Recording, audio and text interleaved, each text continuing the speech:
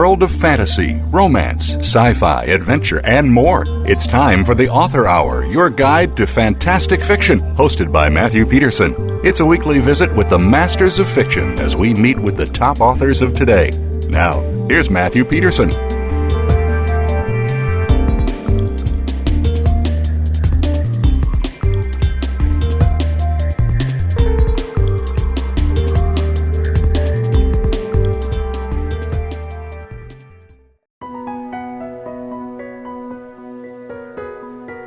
I thought there were a couple things in it where people were going to say, oh, no, or get argumentative about.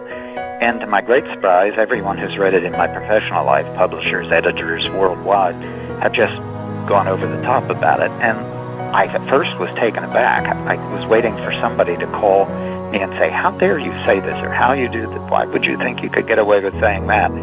And instead, nobody ever raised those issues, and it's been one of the best received books I've ever delivered. And I think it's because of one thing.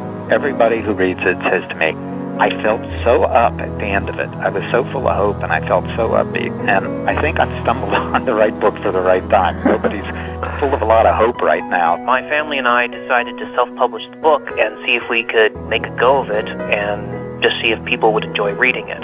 So for about an entire year, I went around the country doing presentations in schools and libraries, trying to get people interested in the story. And I did all those presentations in medieval costume, too, which I think helped get some attention for it. And as a result of all those activities, eventually the author, Carl Hiaasen, was traveling through Montana, and he bought a copy of Eragon from a local bookstore and gave it to his 12-year-old son, Ryan.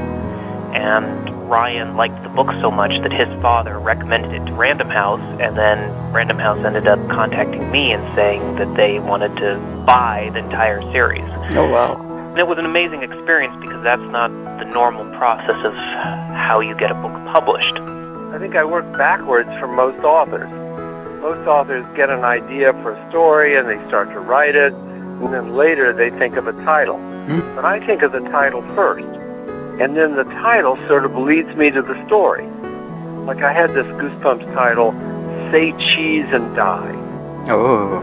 Wow, good title. What is it? Oh, yeah. And then you start thinking, well, maybe there's an evil camera. Maybe some kids find the camera, and the camera, maybe it takes pictures of bad things that happen to them in the future. Yeah. And then you just keep going from there. I plan out every book first. Before I write a word, I do a chapter-by-chapter outline of every book. So before I start to write, I know everything that's going to happen in the book.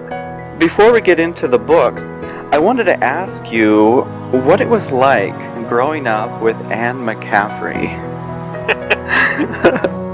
Well, you know, she's not shot out of a cannon every morning and falls into her trousers both legs at once.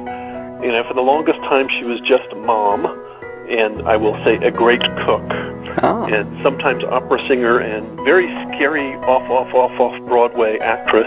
I remember once when I was 9, she played, it was Once Upon a Mattress, and she played the evil queen. Oh. She was a dinner theater, so, you know, the actors were like 5 feet away from you, and it was just terrifying.